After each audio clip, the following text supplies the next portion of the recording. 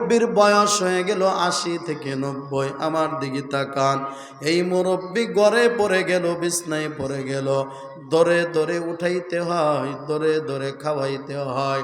এই মুরব্বি বিছানায় শুইয়া শুইয়া আমার দিকে তাকান না, মুরব্বি এত দুর্বল।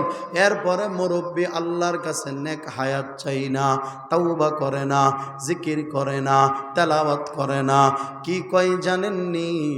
নাতিটারে ডাক দিয়া কয়, এ নাতি এদিকে আয়, আমার বয়স তো একেবারে শেষ। ও নাতি রে, কবে বিয়ে করবি? তোর নাতি, আমার নাতি বউটার মুখটা দেখা যদি মরতে পারতাম।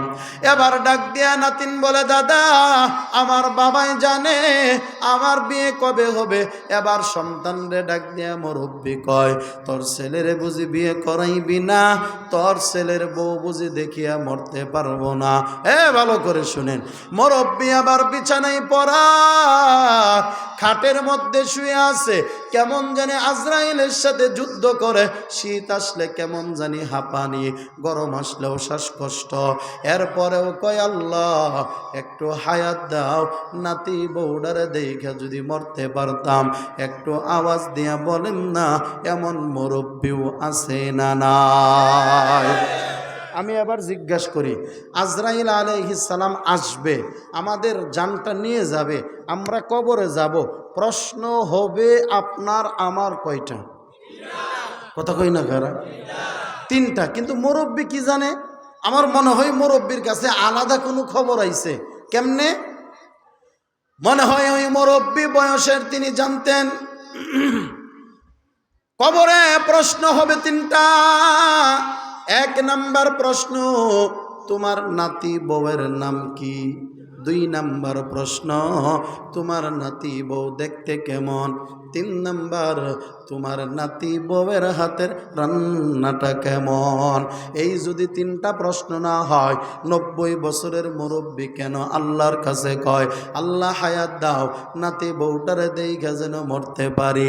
আল্লাহর নবী বলেন, আল্লাহ হায়াত দাও, রমজানে যেন ইবাদত করতে পারি। আর আমরা হায়াত চাই দুনিয়া কামাই করার জন্য। ঠিক কি ঠিক না জোরে বলেন? তাহলে ভাইয়ার আমার ভালো করে শুইনালন, এখান থেকে কি বুঝলাম? আল্লাহর কাছে হায়াত চাওয়া যায় দুনিয়ার জন্য না আখিরাতের জন্য? নবী চাইছেন নেক হায়াত ইবাদতের জন্য। ভালো করে বুঝেন। 1। 2 নাম্বার, নবী আল্লাহর কাছে হায়াত চাইলেন কার? এই প্রশ্নের জবাব, তাইলে নবী জানতেন না নবী কবে মরবে। কথা কোন ঠিক কিনা?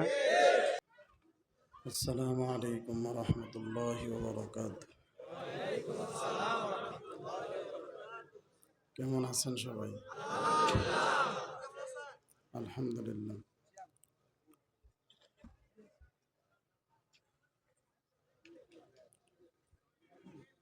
অপারেটর ভাই সাউন্ড ঠিক করেন। যেহেতু ঘোষণা করেছেন আমাদের প্রধান বক্তা আসতেছেন, তো অল্প সময়ের জন্য আমি না বসলেও চলতো, যেহেতু আমার নামটা এখানে আছে। এরপরে এই মাহফিলটা আমার সরাসরি উস্তাজ শুরু জীবনের বসা, একটু বিলম্ব হলেও ক্ষমা চেয়ে নিচ্ছি উস্তাদের কাছে, আপনাদের কাছেও। এজন্য হজরতের দোয়া নেওয়ার জন্য, আপনাদের দোয়া ভালোবাসা পাওয়ার জন্য অল্প সময়ের জন্য বসে। টনটন আওয়াজটা বন্ধ করেন, এ করিবার দেন। এজন্য আপনারা আবার মনে কিছু নেবেন না, কারণ অনেকেই চিন্তা করতেছেন আব্দুল খালেক শরীয়তপুরী সাহেব হুজুর আসে কিনা। মাত্র মোহতামিম সাহেব হুজুরের সাথে কথা হয়েছে, উনি চৌরাস্তার আগের যে স্টেশনটা এখানে আছেন, তো এখান থেকে আসতে আসতে আর আমি হয়তোবা শুরু করতে করতে মিলে যাবে, অসুবিধা নেই। যদি জায়গা থাকে, ফাঁকফুক থাকে, তো একটু ভাইয়েরা যারা দাঁড়িয়ে আছে বসার সুযোগ করে দেন। আর যদি জায়গা না থাকে তাহলে কষ্ট করে দাঁড়িয়ে হলেও দিনের কথাগুলো আমরা শুনতে থাকবো ইনশাআল্লাহ। আলহামদুলিল্লাহি হামদাশ শাকিরিন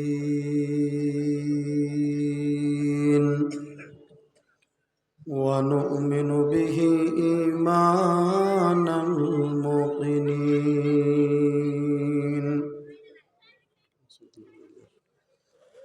ونقر بوحدانيته إقرار الصادقين ونشهد أن لا إله إلا الله وحده لا شريك له لا ضد له ولا ند له ولا مثل له ونشهد أن سيدنا وسندنا وحبيب ربنا وطبيب قلوبنا وأولانا ومولانا محمدا عبده ورسوله الذي أرسله الله تعالى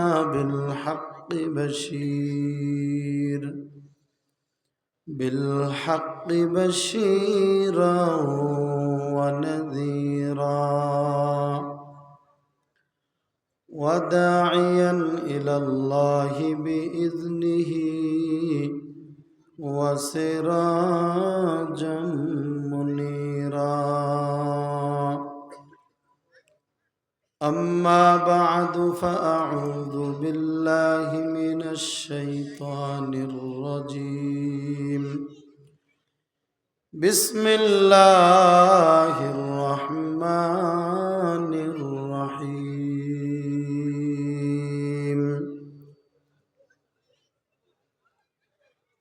سبحان الذي أسرى بعبده ليلا من المسجد الحرام إلى المسجد الأقصى الذي باركنا حوله لنريه من آياتنا إلى آخر الآية. صدق الله العظيم. اللهم صل على محمد النبي الأمي وعلى آله وسلم تسليما. رب اشرح لي صدري ويسر لي أمري واحلل عقدة من لساني يفقه قولي.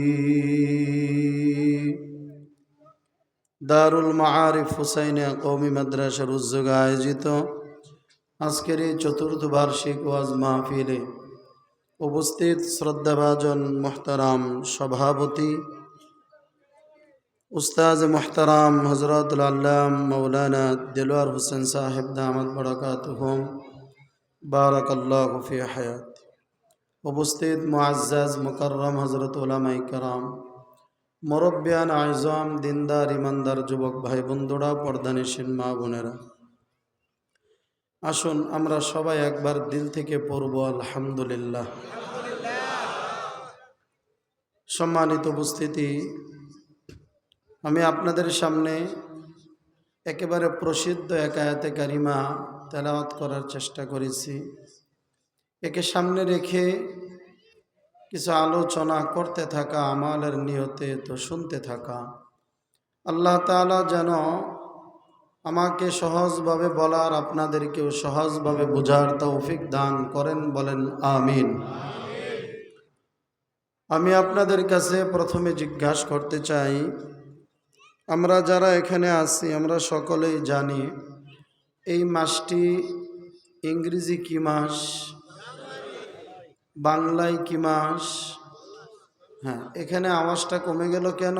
কারণ আমাদের বর্তমান ইয়াং জেনারেশন যুবক ভাইয়েরা, এরা আমরা এই জানুয়ার ফেব্রুয়ারি এগুলো আমরা ভালো বুঝি। মুরব্বীরা জানেন বাংলা মাসের কিছু হিসাব, কিন্তু মুমিনের জন্য জানাটা অতীব জরুরি আরবি মাস চাঁদের হিসাব রাখা, ঠিক কিনা জোরে বলেন?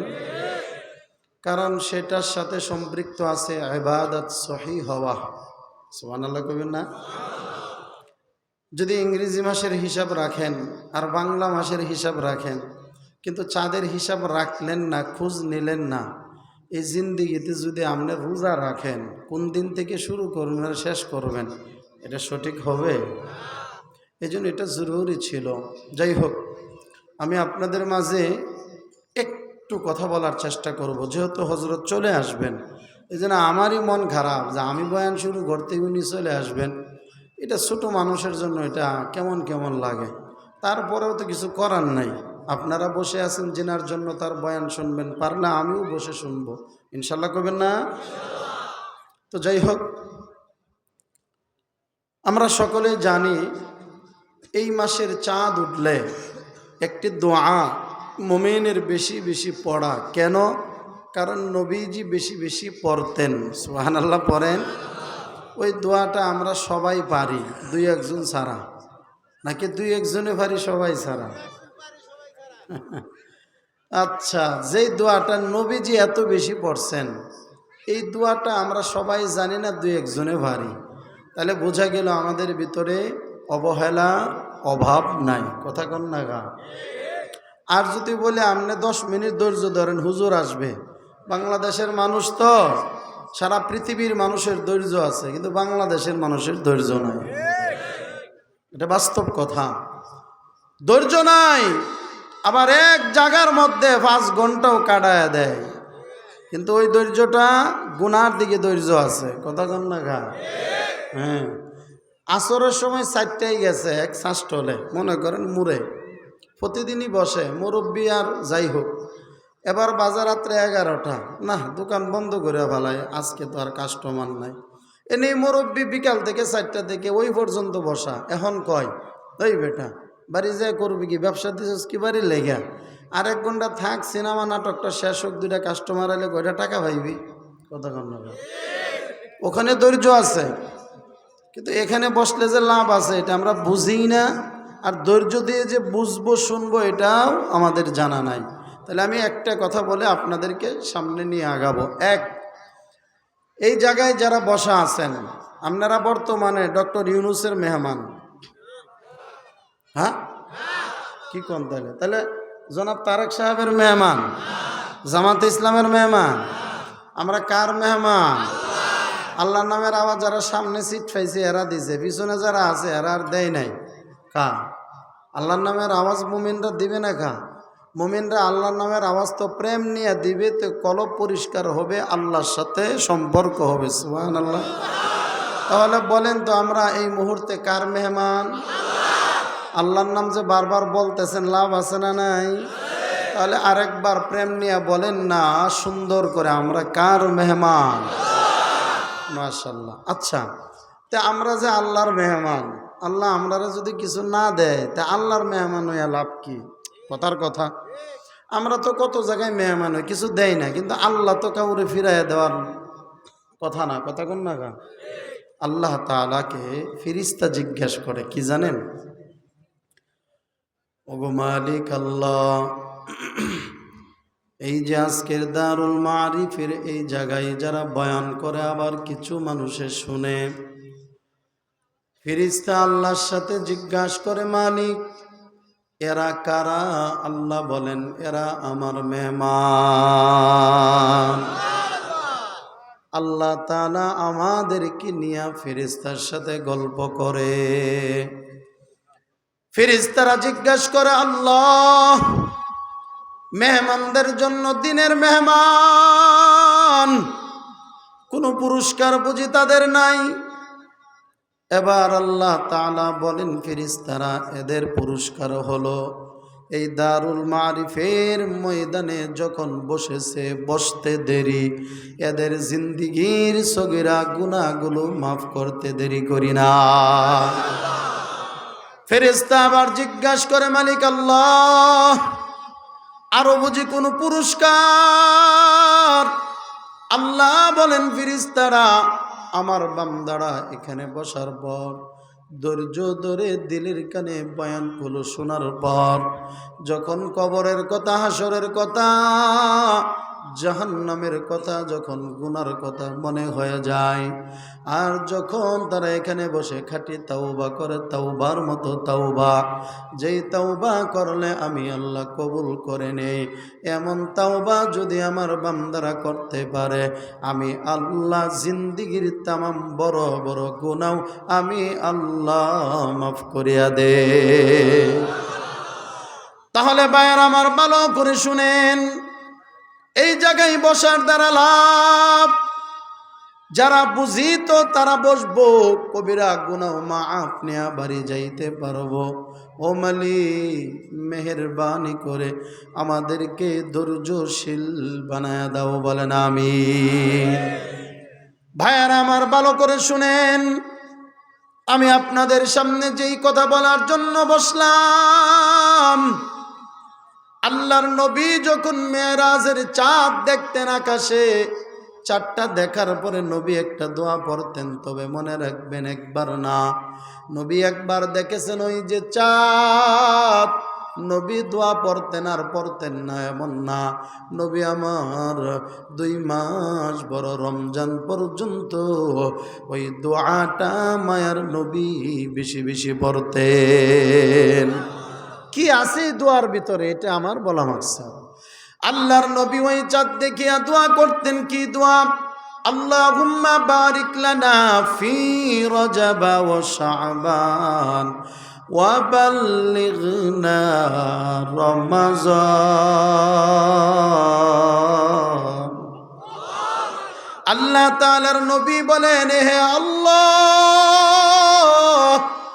বারিক লানা ফি রজব ও শাবান, আল্লাহ আমাদেরকে বরকত দেন রজব এবং শাবান মাসে। আল্লাহ তাআলার নবী 2 মাসের জন্য বরকত চাইছেন আল্লাহর কাছে। এখানে শেষ না, আল্লাহর নবী পরের অংশে আল্লাহর কাছে দোয়া করেন, ওয়া বাল্লিগনা রমাজান, ওগো আল্লাহ, রমজান পর্যন্ত আমাদেরকে নেক হায়াত দিয়া রমজান পর্যন্ত বাঁচায়া দাও। জোরে জোরে বলেন না সুবহানাল্লাহ। এ ভাইরা আমার, একটা কথার জবাব দেন। আল্লাহর নবী বরকতের দোয়া করতেন, আবার নেক হায়াতের জন্য আল্লাহর কাছে বলতেন, ওগো মালিক, রমজান পর্যন্ত হায়াত দিয়ে পৌঁছায় দাও। কেন আমার দিকে তাকান না?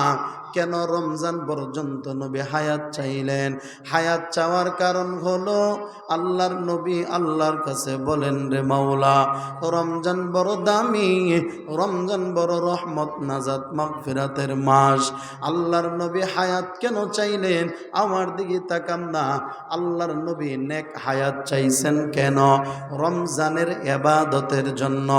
এবার সবাই মিলিয়া জবাব দিবেন, আল্লাহর নবী নেক হায়াত চাইছেন রমজানের ইবাদত আর অর্জন করার জন্য, নেক আমলের জন্য। এবার আমি আপনাদের কাছে জিজ্ঞাসা করি, আল্লাহর নবী নেক হায়াত চাইছেন ইবাদতের জন্য, এর দ্বারা বুঝতে পারলাম নেক হায়াত আল্লাহর কাছে চাওয়া যায় একমাত্র ঈমান আমল ঠিক করার জন্য। ঠিক কিনা জোরে কর। এ ভাইরা, আল্লাহর নবী নেক হায়াত চাইছেন রমজানের ইবাদতের জন্য, কিন্তু আমরা দুনিয়ার জমিনে আল্লাহর কাছে নেক হায়াত চাই। আখেরাতের জন্য না, দুনিয়ার জন্য আল্লাহর কাছে হায়াত কামনা করে রাগ করবেন না। এমন মানুষের অভাব নাই। এই শিকদার মার্কেটে যারা থাকে এদের বাড়ি ভিন্ন ভিন্ন জায়গায়, কথা বলেন আছে না নাই? অনেক জেলার মানুষ, অনেক উপজেলার মানুষের অভাব নাই। এরা আল্লাহর কাছে দোয়া করে, মালিক রে আর 10টা বছর তুমি বাঁচায় রাখো, এরপরে ওই যে আমি বেতনগুলো ব্যাংকে জমাইলাম টাকাগুলো উঠাইয়া আমার বাড়ি যাইয়া সুন্দর একটা বাড়ি বানাইয়া এরপরে যদি মরিয়া যাই কোনো দুঃখ নাই, কথা গণ্য। আমি আপনি দোয়া করলাম বাড়ি বানাইবার জন্য, আল্লাহর কাছে হায়াত চাই। আবার কেউ বলে আল্লাহ তুমি আমারে হায়াত দাও, আমার মেয়েটারে বিয়ে দিমো, ছেলেটারে বিদেশ পাঠামো, এরপরে আমার আর কোনো স্বপ্ন নাই। এ মানুষ আল্লাহর কাছে হায়াত চাইলাম ছেলে মেয়ের জন্য। আবার এই সমাজের ভিতরে মুরব্বির অভাব নাই, রাগ করিয়েন না। মুরব্বির বয়স হয়ে গেল 80 থেকে 90, আমার দিকে তাকান। এই মুরব্বি ঘরে পড়ে গেল, বিছনায় পড়ে গেল, দরে দরে উঠাইতে হয়, দরে দরে খাওয়াইতে হয়। এই মুরব্বি বিছানায় শুইয়া শুইয়া আমার দিকে তাকান না। মুরব্বি এত দুর্বল, এরপরে মুরব্বি আল্লাহর কাছে নেক হায়াত চাই না, তাওবা করে না, জিকির করে না, তেলাওয়াত করে না। কি কয় জানেননি? নাতিটারে ডাক দিয়া কয়, এ নাতি এদিকে আয়, আমার বয়স তো একেবারে শেষ। ও নাতি রে, কবে বিয়ে করবি? তোর নাতি, আমার নাতি বউটার মুখটা দেখা যদি মরতে পারতাম। এবার ডাক দিয়া নাতিন বলে, দাদা আমার বাবাই জানে আমার বিয়ে কবে হবে। এবার সন্তান রে ডাক দিয়া মুরব্বি কয়, তোর ছেলেরে বুঝি বিয়ে করাইবি না? তোর ছেলের বউ বুঝি দেখিয়া মরতে পারবো না? ভালো করে শুনেন, মুরব্বি আবার বিছানায় পড়া, খাটের মধ্যে শুয়ে আছে, কেমন জানি আজরাইলের সাথে যুদ্ধ করে। শীত আসলে কেমন জানি হাঁপানি, গরম আসলেও শ্বাসকষ্ট। এরপরেও কয় আল্লাহ একটু হায়াত দাও, নাতি বউডারে দেখে যদি মরতে পারতাম। একটু আওয়াজ দিয়া বলেন না, এমন মুরব্বিও আছে না নাই? আমি আবার জিজ্ঞাসা করি, আজরাইল আলাইহিস সালাম আসবে, আমাদের জানটা নিয়ে যাবে, আমরা কবরে যাব, প্রশ্ন হবে আপনার আমার কয়টা? কথা কই না কারা? 3টা। কিন্তু মুরব্বি কি জানে? আমার মনে হয় মুরব্বির কাছে আলাদা কোনো খবর আইছে। কেমনে? মনে হয় ওই মুরব্বি বয়সের তিনি জানতেন কবরে প্রশ্ন হবে 3টা। 1 নাম্বার প্রশ্ন, তোমার নাতি বউয়ের নাম কি? 2 নাম্বার প্রশ্ন, তোমার নাতি বউ দেখতে কেমন? 3 নাম্বার, তোমার নাতি বউয়ের হাতের রান্নাটা কেমন? এই যদি 3টা প্রশ্ন না হয়, 90 বছরের মুরব্বি কেন আল্লাহর কাছে কয়, আল্লাহ হায়াত দাও, নাতি বউটারে দেইখা যেন মরতে পারি। আল্লাহর নবী বলেন, আল্লাহ হায়াত দাও, রমজানে যেন ইবাদত করতে পারি। আর আমরা হায়াত চাই দুনিয়া কামাই করার জন্য। ঠিক কি ঠিক না জোরে বলেন? তাহলে ভাইয়ার আমার ভালো করে শুইনালন, এখান থেকে কি বুঝলাম? আল্লাহর কাছে হায়াত চাওয়া যায় দুনিয়ার জন্য না আখেরাতের জন্য? নবী চাইছেন নেক হায়াত ইবাদতের জন্য, ভালো করে বুঝেন। 1। 2 নাম্বার, নবী আল্লাহর কাছে হায়াত চাইলেন কা? এই প্রশ্নের জবাব, তাইলে নবী জানতেন না নবী কবে মরবে। কথা কোন ঠিক কিনা?